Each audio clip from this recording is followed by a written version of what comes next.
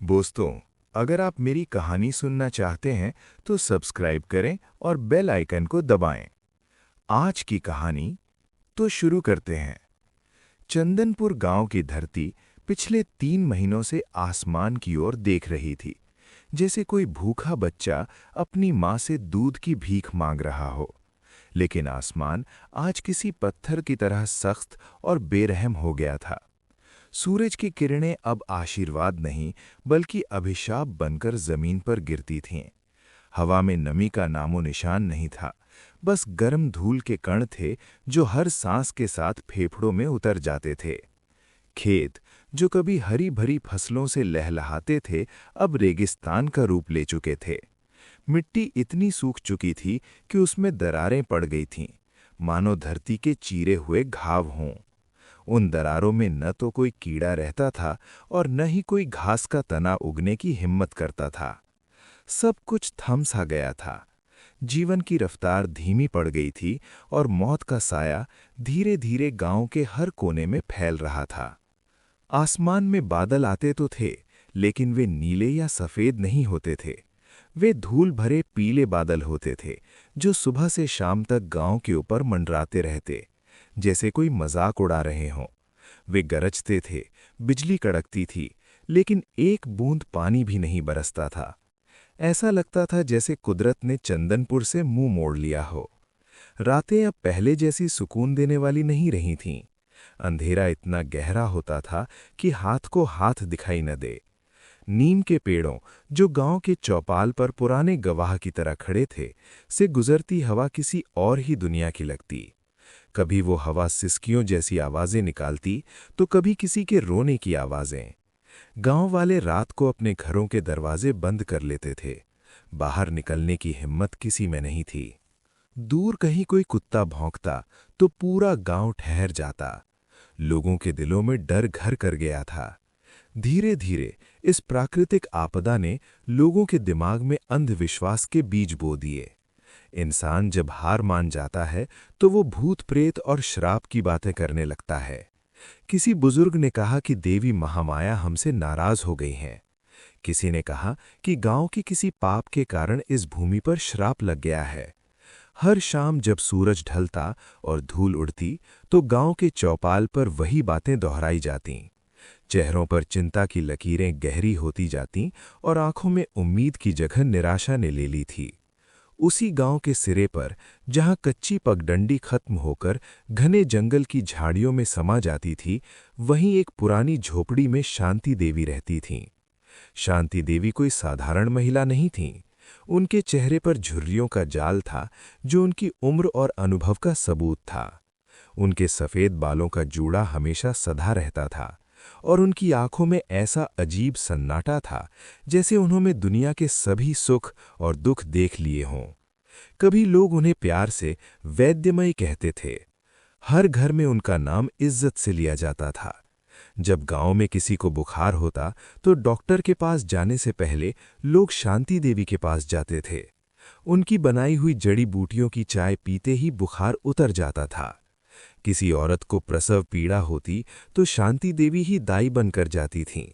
उन्होंने अकेले हाथों से सैकड़ों बच्चों को जन्म दिया था। उनकी उंगलियों में एक जादू था जो दर्द को कम कर सकता था। लेकिन इस सूखे ने सब कुछ बदल दिया था। जब पेट खाली हो, जब पानी न हो, तो इंसान का स्वभाव बदल जाता है। धैर्य टूटने लगता है। शांति देवी अक्सर शाम को जंगल की ओर जाती थीं। लोग इसे संदेह की नज़र से देखने लगे थे।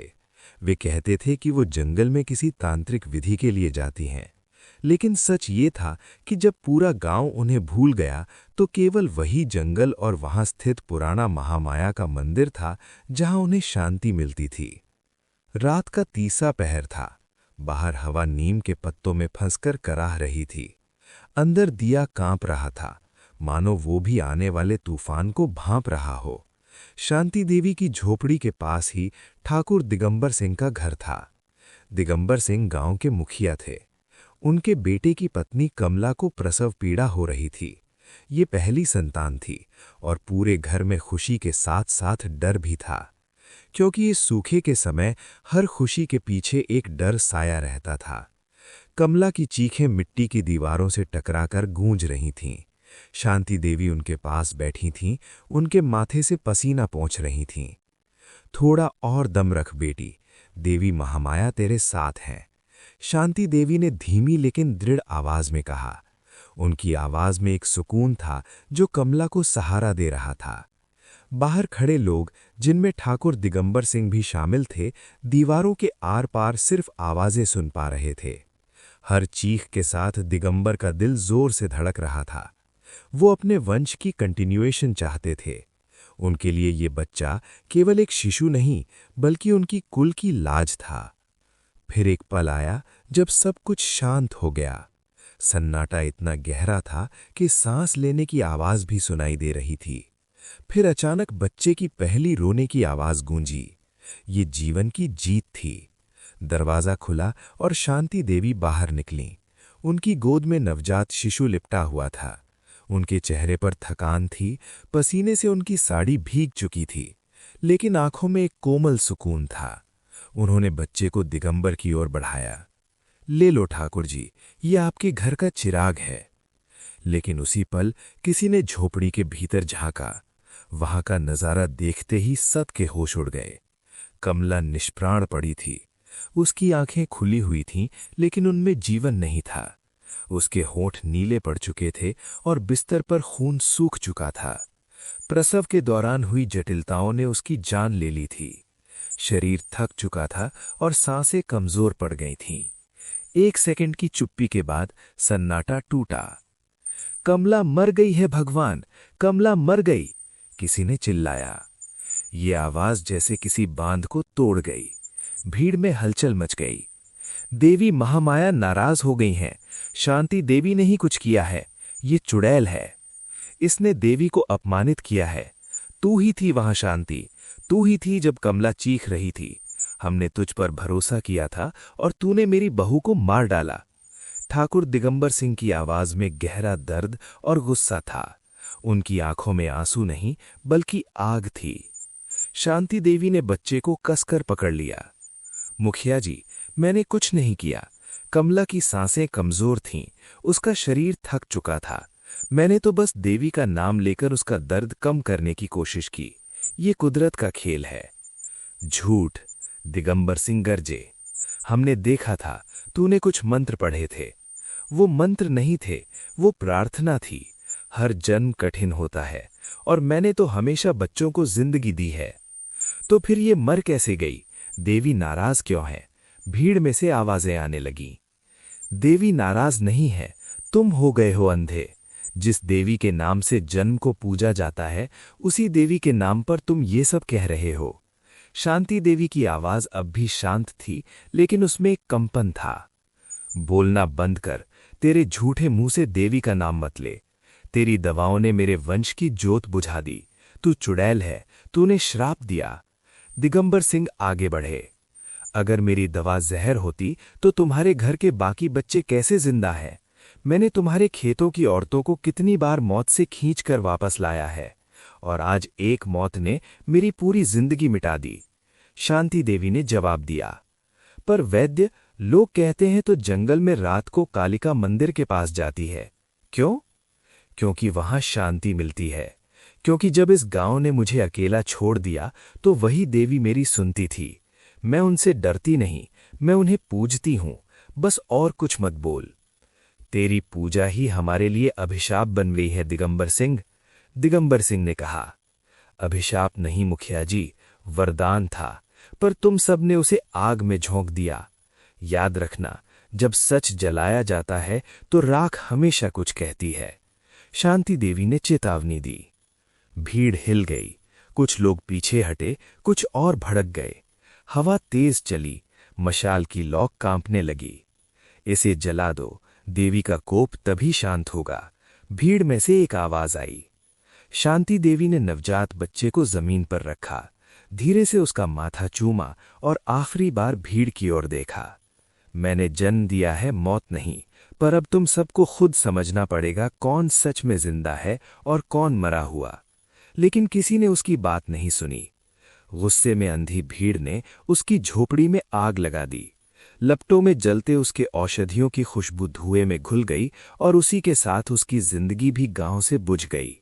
वो धीरे धीरे अंधेरे में चली गई, उसी रास्ते से जहां जंगल शुरू होता था। वो जंगल जिसके बीच पुराना महामाया का मंदिर था, जहां सिर्फ धूल और मकड़ी के जाले थे। हवा ठंडी थी और नीम के पत्ते सिसक रहे थे, मानो वो शांति देवी के दर्द को सुन रहे हों। शांति देवी मंदिर के गर्भगृह में पहुंची। वहां सन्नाटा था, लेकिन ये सन्नाटा शांति का नहीं बल्कि तूफान से पहले का था। उनकी आंखों में अब वही कोमलता नहीं थी, वहां एक ठंडी डरावनी चमक थी। उन्होंने मंदिर के नीचे की जमीन पर एक गड्ढा खोदा। उनकी उंगलियां मिट्टी में गड़ रही थीं और हर खुरेज के साथ उनका गुस्सा और गहरा होता जा रहा था। गांव वालों की बातें, वो चुड़ैल के ताने, वो इल्जाम कि उसने देवी महामाया को नाराज किया, उसके कानों में गूंज रहे थे। मुखिया, तुमने मेरा सच जलाया। गांव वालों, तुमने मेरी इज्जत मिट्टी में मिला दी। मैंने जन्म दिए जाने बचाई और तुमने मुझे चुड़ैल कहा। अब देखो ये मिट्टी तुम्हारी सांस चुराएगी। तुम्हारे खेत सड़ेंगे, तुम्हारा घर राख होगा। देवी मेरी साक्षी है और तुम्हारा अंत मेरा बदला। उस रात हवा कुछ और ठंडी थी। नीम के पत्ते पहले कभी इतनी जोर से नहीं हिले थे। ऐसा लगा जैसे जंगल ने भी इस श्राप को स्वीकार कर लिया हो। शांति देवी वहीं मंदिर के कोने में बैठ गईं, जैसे कोई पहरा दे रही हों। अगली सुबह से ठाकुर दिगंबर सिंह के घर में हवा ही बदली सी लगने लगी थी, वैसी हवा जो रूह तक हिला दे। घर में अजीब सी बदबू फैली रहती थी, मानो कोई मरा हुआ जानवर पड़ा हो। इस दुर्गंध की वजह से दिगंबर और भी परेशान रहने लगे थे। उन्होंने नौकरों से कहा कि घर की सफाई करें, लेकिन बदबू जाती नहीं थी। ये बदबू दीवारों से आ रही थी, जैसे मिट्टी सड़ रही हो। धीरे धीरे दिगंबर के खेत भी सड़ने लगे। जो फसल बची थी वो सूख कर मुरझा गई। उन पर मक्खियां भिनभिनाने लगीं। एक दिन अचानक उसके घर की गाय और भैंस भी बहुत बुरी हालत में पाई गईं, मानो कई महीनों से बीमार हों। उनके शरीर पर कीड़े पड़ने लगे थे। पशुओं की आंखों में भी एक अजीब सा डर था। वे चारा नहीं खा रहे थे। और सबसे बुरा हाल तब हुआ जब सुमन, दिगंबर की पत्नी, की तबीयत बिगड़ने लगी। नीम की छाया सी पीड़ा उस पर पसरी रही। पहले हल्की थकान, फिर धीरे धीरे बाल झड़ना शुरू हुआ। तकिए पर काले तारों की तरह गिरे उनके बाल किसी पुरानी हवा की कहानी सुनाते थे। एक एक कर उनके हाथों पर दिगंबर रात भर जागते, पानी की प्याली लेकर खड़े रहते, लेकिन सुमन पानी नहीं पीती थी। वो बस दीवारों को घूरती रहती। अगली सुबह जब सूरज की पहली किरणें अभी अभी गांव पर पड़ी थीं, दिगंबर का घर पहले से ज्यादा भारी लग रहा था। दिगंबर की आंखें लाल थीं, नींद से दूर, और उसके चेहरे पर वो थकान थी जो डर से जन्म लेती है। उसने गांव के पंडित गोपीनाथ को घर बुलाया।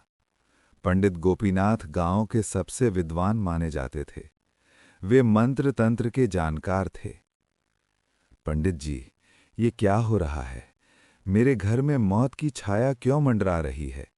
वो बदबू, वो कीड़े, सुमन की हालत, सब कुछ सड़ रहा है। दिगंबर ने हाथ जोड़कर कहा। पंडित गोपीनाथ ने अपनी माला घुमाई, आंखें बंद कीं और फिर धीरे से खोलीं।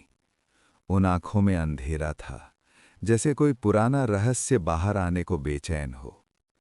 ठाकुर जी, ये कोई साधारण बात नहीं, किसी ने काला जादू किया है। हाँ, काला जादू जो रूहों को जगाता है, जीवनों को चूसता है। काला जादू? कौन कर सकता है ऐसा? दिगंबर के पैरों तले जमीन खिसक गई। शांति देवी, वो चुड़ैल, क्या वो? पंडित ने धीमी आवाज में कहा। चुप, नाम मत लो उसका, वो नाम ही अब अभिशाप है। दिगंबर ने डरते हुए कहा। एक छाया, काली और ठंडी, जो तुम्हारे घर के चारों ओर घूम रही है, उसने कुछ दफनाया है। हाँ, उसका पुतला, उसके बाल और उसके कपड़े मंदिर के नीचे, पुराने महामाया मंदिर के नीचे, जहां जड़ें जमीन को चीरती हैं। मंदिर के नीचे? हे भगवान, क्या होगा अगर? दिगंबर का गला सूख गया। अगर हमने निकाला नहीं पंडित जी, पूर्णिमा से पहले अगर उसे निकाला नहीं गया तो मौत निश्चित है। नहीं, सिर्फ सुमन की नहीं, तुम्हारी, तुम्हारे बच्चों की, पूरे घर की। वो जादू फैलेगा जैसे जहर की बेल, जो सबको लपेट लेगी। रूहें जागेंगी, हवाएं चीखेंगी, और तुम्हारा घर वो सिर्फ राख बन जाएगा। निकालो उसे ठाकुर जी, वरना देवी भी नहीं बचा पाएंगी। रात का तीसरा पहर था। आसमान में चांद अधूरा, टूटा सा लटक रहा था, जैसे वो भी डर से कांप रहा हो। जंगल की पगडंडी पर 4 लोग चले जा रहे थे। ठाकुर दिगंबर सिंह, पंडित गोपीनाथ और 2 गांव वाले, रामू और श्याम, जिनके हाथों में मशालें जल रही थीं। मशालों की लौ हवा में कांप रही थी, मानो वे भी इस यात्रा को नहीं चाहती हों। पुराना महामाया का मंदिर अब सामने था। उसकी दीवारें टूटी हुई थीं, मकड़ी के जाले लटक रहे थे, और मंदिर के नीचे की जमीन ऐसी थी जैसे उसने सदियों से किसी को छुआ नहीं था। पंडित गोपीनाथ ने माला घुमाई, मंत्र पढ़े और फिर मंदिर की सीढ़ियों के पास रुके। यहीं है, यहीं वो दफन है। ये जमीन चीख रही थी, खोदो, जल्दी खोदो, वरना वो रूह जाग जाएगी। पंडित ने आदेश दिया। दिगंबर का चेहरा पसीने से तर था। उसकी आंखें डर और गुस्से से लाल थीं। उसने रामू और श्याम को इशारा किया और दोनों ने कुदाल उठाकर जमीन खोदना शुरू किया। मिट्टी सूखी थी, लेकिन हर कुदाल के साथ एक अजीब सी गंध उठ रही थी, सड़ी हुई, जैसे कोई मरा हुआ जीव वहां दफन हो। हवा अब और तेज हो गई, नीम के पत्ते सरसराने लगे। रामू और श्याम के चेहरे पर डर साफ झलक रहा था। उनके हाथ कांप रहे थे, और हर बार जब कुदाल जमीन में गड़ती, उनकी आंखें चारों ओर देखतीं, जैसे कोई छाया उनकी पीठ पर सांस ले रही हो। अचानक कुदाल किसी सख्त चीज से टकराई, एक ठनक की आवाज गूंजी, और सबके दिल थक से रह गए। रामू ने कुदाल फेंक दी और पीछे हट गया। श्याम ने मशाल पास की, और मिट्टी के बीच कुछ दिखा। एक कपड़े में लिपटा हुआ मिट्टी का पुतला। उसका आकार छोटा था, लेकिन उसकी बनावट ऐसी थी जैसे कोई इंसान की नकल हो। पुतले के सिर पर सुमन के काले बाल चिपके थे, और उसका शरीर सुमन के पुराने दुपट्टे में लिपटा था। सबसे डरावना था उसका गला, एक काला धागा जिसके बीच में लाल मोती टंगा था, जैसे खून का कतरा। और पुतले की छाती पर किसी ने कोयले से लिखा था, तेरा सुख मेरी प्यास। ये क्या है? ये शांति देवी का काम है। उस चुड़ैल ने मेरे घर को बर्बाद कर दिया। दिगंबर कांपते हुए बोला। ये सिर्फ जादू नहीं है, ये रूह का बंधन है। जिसने ये बनाया, उसने अपनी आत्मा का टुकड़ा इसमें डाला है। अगर इसे जलाया नहीं गया तो ये तुम्हारे घर को खा जाएगा। ठाकुर जी, जला दो इसे। आज इस अभिशाप को खत्म करो। शांति देवी, तू जहां भी हो, मेरे घर को छोड़ दे। दिगंबर चिल्लाया। लेकिन जैसे ही मशाल की लौ पुतले को छूने वाली थी, हवा रुक गई। दिगंबर की आंखों में अब सिर्फ डर नहीं, बल्कि एक गहरा अपराध बोध झलक रहा था। पुतला जमीन पर पड़ा था, और काले धागे का लाल मोती चमक रहा था, जैसे वो हंस रहा हो। जैसे ही दिगंबर ने पुतले को उठाकर तोड़ने की कोशिश की, मंदिर के अंदर से एक आवाज गूंजी, तुम्हारा अंत, मेरा बदला। उसी क्षण मशाल की लौ कांप कर बुझ गई। अंधेरा ऐसा छाया जैसे जंगल ने सब कुछ निगल लिया हो। पंडित गोपीनाथ की माला जमीन पर गिर पड़ी, और उसकी सांसें रुक गईं। रामू और श्याम पहले ही भाग चुके थे। ठाकुर जी, ये अब हमारे बस में नहीं। ये रूह, ये शांति देवी की नहीं, ये कुछ और है। पंडित ने कांपते हुए कहा।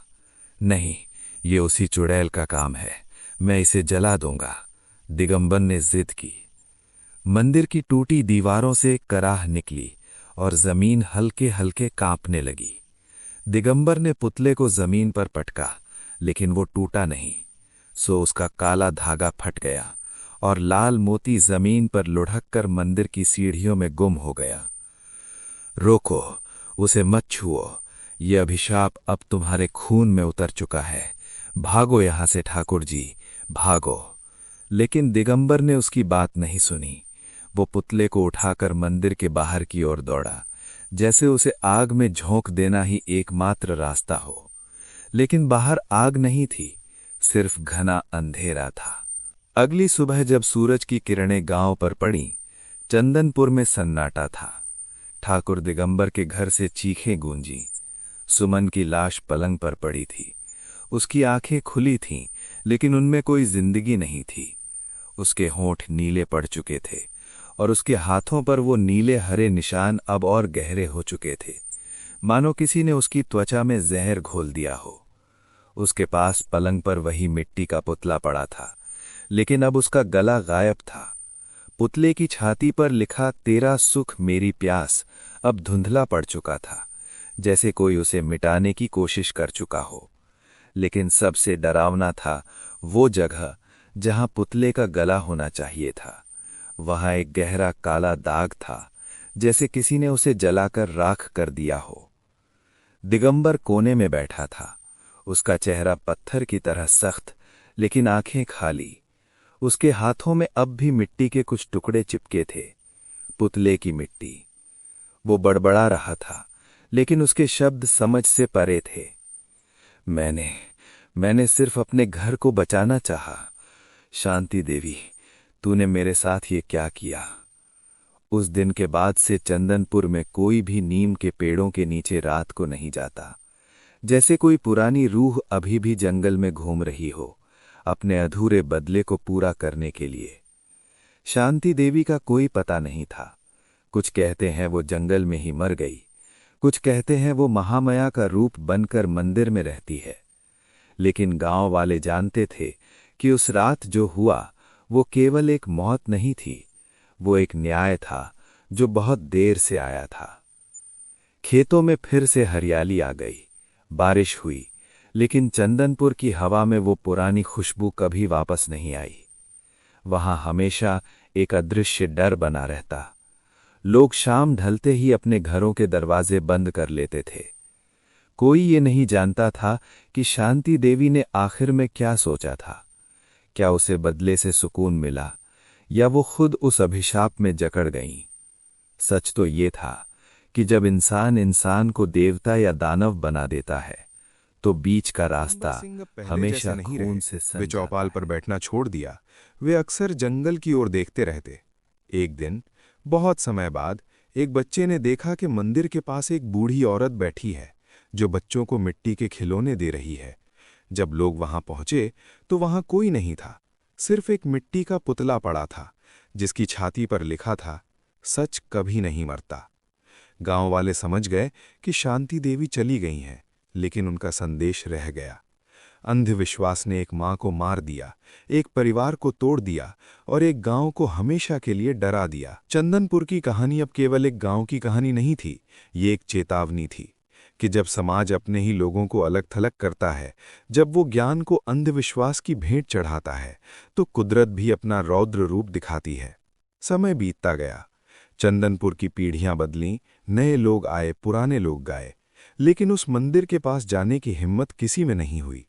कहते हैं कि अमावस की रात को आज भी वहां से एक औरत के रोने की आवाज आती है। कुछ कहते हैं वो शांति देवी हैं जो अपने किए पर पछता रही हैं। कुछ कहते हैं वो कमला और सुमन की आत्माएं हैं जो न्याय मांग रही हैं, लेकिन सच कोई नहीं जानता। ठाकुर दिगंबर सिंह का घर अब वीरान पड़ा है। लोग कहते हैं कि वहां रात को दिए अपने आप जल उठते हैं। पंडित गोपीनाथ ने उस दिन के बाद कभी मंत्र नहीं पढ़े। उन्होंने कहा था कि कुछ शक्तियां ऐसी होती हैं जिन्हें जगाया नहीं जाना चाहिए। शांति देवी की झोपड़ी की जगह अब एक छोटा सा पेड़ उगाया है। उस पेड़ के पत्ते कभी नहीं झड़ते, चाहे कितना भी सूखा पड़े।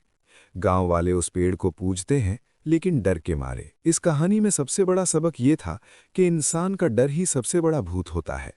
जब दिगंबर ने शांति देवी को चुड़ैल कहा तो उन्होंने खुद अपने घर में चुड़ैल को बुला लिया। जब गांव ने सच को जलाया तो राख ने उन्हें जला दिया। शांति देवी ने अंत में क्या किया ये महत्वपूर्ण नहीं है, महत्वपूर्ण ये है कि उन्होंने क्यों किया। अकेलापन, अपमान और निंदा ने एक साध्वी को भी श्राप देने पर मजबूर कर दिया। आज भी जब चंदनपुर में बारिश नहीं होती तो बुजुर्ग कहते हैं शांति देवी नाराज हैं, और जब बारिश होती है तो वे कहते हैं देवी महामाया प्रसन्न है। लेकिन कोई ये नहीं पूछता कि इंसानियत कब नाराज हुई और कब प्रसन्न। कहानी वहीं खत्म होती है जहां से शुरू हुई थी, डर, अंधविश्वास और एक अधूरी चीख के साथ। जंगल की हवा आज भी उसी पुराने नीम के पेड़ से गुजरती है, और अगर आप कान लगाकर सुने तो आपको वही आवाज सुनाई देगी, तेरा सुख मेरी प्यास। कहते हैं कि मरने के बाद इंसान की आत्मा मुक्त हो जाती है, लेकिन चंदनपुर में आत्माएं मुक्त नहीं हुईं। वे उस मिट्टी में कैद हैं जिसने गवाह का काम किया। शांति देवी की आंखों का वो सन्नाटा आज भी गांव के कुछ लोगों के सपनों में आता है। वे सपने नहीं बल्कि यादें हैं, यादें कि कैसे एक गांव ने अपनी ही रक्षक को मार डाला। दिगंबर सिंह के पोते ने एक बार उस मंदिर को साफ करने की कोशिश की थी। जब वो वहां पहुंचा तो उसे वहां एक डायरी मिली। वो शांति देवी की डायरी थी। उसमें लिखा था, मैंने कभी किसी का बुरा नहीं चाहा, मैंने तो बस जीवन बांटा है। लेकिन जब जीवन देने वाले को ही मौत कहा जाए तो मौत ही एकमात्र सच बच जाती है। मैं जा रही हूं, लेकिन मेरी मिट्टी गवाह रहेगी। डायरी मिलते ही आग लग गई। कोई नहीं जानता आग कैसे लगी, बस इतना पता चला कि कागज जल गए लेकिन शब्द जल नहीं पाए। वे हवा में उड़ गए और आज भी चंदनपुर की हवा में तैरते हैं। ये कहानी हमें सिखाती है कि विश्वास कांच की तरह होता है, एक बार टूट जाए तो जोड़ने पर निशान रह ही जाते हैं, और कभी-कभी वो निशान ही खून की नदी बहा देते हैं। चंदनपुर अब भी है, वहाँ लोग रहते हैं, खेती करते हैं, बच्चे पैदा करते हैं, लेकिन हर जन्म के बाद, हर मौत के बाद वे एक बार जरूर सोचते हैं, क्या देवी प्रसन्न है या फिर कोई पुराना श्राप अभी भी बाकी है। और इसी डर के साये में चंदनपुर की जिंदगी चलती रहती है, एक ऐसे रहस्य के साथ जो कभी सुलझा नहीं, बस दबता गया। कहानी का अंत नहीं होता, बस पात्र बदल जाते हैं। शांति देवी चली गईं, लेकिन उनका अस्तित्व गांव की हर सांस में बस गया। ठाकुर दिगंबर चले गए, लेकिन उनका पछतावा उनकी दीवारों पर लिखा रह गया। और वो पुतला, वो कहीं गहरी मिट्टी में दबा है, इंतजार कर रहा है कि कब फिर कोई अंधविश्वास उसे जगा दे। क्योंकि जब तक इंसान के अंदर का अंधेरा नहीं मिटेगा, बाहर के भूत कभी नहीं मरेंगे। यही है चंदनपुर की गाथा, एक ऐसी गाथा जो कहती है कि सबसे खतरनाक चुड़ैल वो नहीं जो जंगल में रहती है, बल्कि वो है जो इंसान के दिल में अंधविश्वास के रूप में पलती है। और जब वो पलती है तो फिर न तो वैद्य बचता है, न ठाकुर, न ही कोई साधारण इंसान। सब उसी आग में जलते हैं जो खुद उन्होंने सुलगाई थी। आपको ये कहानी कैसी लगी कमेंट बॉक्स में ज़रूर बताइएगा, और हर हर महादेव लिखना मत भूलिएगा, और मेरे चैनल को सब्सक्राइब करना भी ना भूलें। तो मिलते हैं अगली कहानी में, तब तक के लिए जय माता दी, हर हर महादेव।